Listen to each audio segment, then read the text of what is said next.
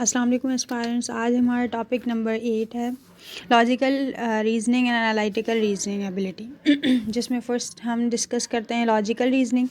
Logical reasoning सबसे पहले क्या होती है? ये एक स्ट्रक्चराइज थिंकिंग होती है जो सिस्टमेटिक स्टेप पे ड्राइव करती है, जिससे हम पूरा जो इन्फॉर्मेशन होती है उसका हम कंक्लूजन निकालते हैं कि फॉर एग्ज़ाम्पल हमारे पास कोई भी क्वेश्चन आता है तो हम पूरा उसे अंडरस्टैंड करते हैं, उसकी इन्फॉर्मेशन जिस तरह से हम डेटा जिसको कहते हैं उसको कलेक्ट करते हैं, फिर हम उसका एक कंक्लूजन निकालते हैं कि ये जो क्वेश्चन है हमसे ये पूछना चाह रहा है और ये डेटा इसमें मौजूद है। फिर सेकंड स्टेप जो है ये लॉजिकल रीजनिंग जो है वो मैथमेटिकल प्रिंसिपल्स में आती है, जो रूल्स पर इंश्योर करती है कि ये चीज़ों की वैलिडिटी है या नहीं है, और कंसिस्टेंसी से ऐसे क्वेश्चंस जो हैं वो हमें हल करने पड़ते हैं। अगर हमारी कंसिस्टेंसी या फोकस नहीं होगा उस क्वेश्चन पे तो हमारा जो क्वेश्चन होगा वो हमें सही से समझ नहीं आएगा।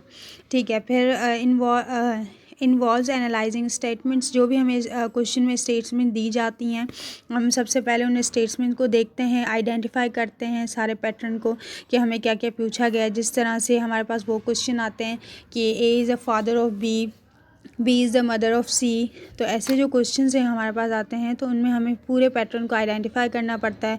फिर drawing inferences to reach justified conclusions, तो सारे को आइडेंटिफाई करके फिर हम कंक्लूजन तक पहुंचते हैं। ऐसे क्वेश्चंस में हमारे की फ़ीचर्स जो हैं जो हमें हल क्वेश्चन को समझने में और उसको सही से आइडेंटिफाई करने में, उसका सॉल्यूशन और कंक्लूजन तक पहुंचने में ये कुछ फ़ीचर्स हैं जो काम आते हैं, जिसमें सबसे पहले जो है ऑब्जेक्टिविटी आता है।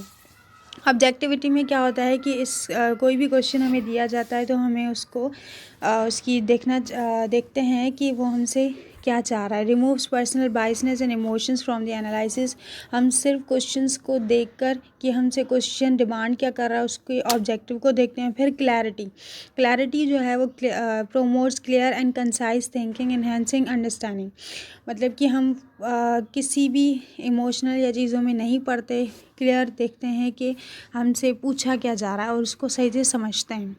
फिर कंसिस्टेंसी जो मोस्ट इम्पॉर्टेंट है कि हम फोकस होकर उसको देखें और कंक्लूजन तक पहुँचें एविडेंस और लॉजिकल प्रिंसिपल्स के साथ। फिर है रेप्लिकेबिलिटी में क्या होता है? Allows others to follow the same steps and reach identical conclusion, मतलब कि कंक्लूजन तक पहुँचना। फिर आता है हमारा the process of logical reasoning में क्या होता है? आइडेंटिफाई द प्रॉब्लम और क्वेश्चन, कि सबसे पहले हम प्रॉब्लम को आइडेंटिफाई करते हैं, फिर गैदर इन्फॉर्मेशन जिस तरह से डेटा होती है उसको हम पूरा गैदर करते हैं। फिर एनालाइज इन्फॉर्मेशन, फिर सारी डेटा को हम एनालाइज करके कि हमसे पूछा क्या जा रहा है, फिर फॉर्मूले के साथ हम उस क्वेश्चन को रिजॉल्व करते हैं।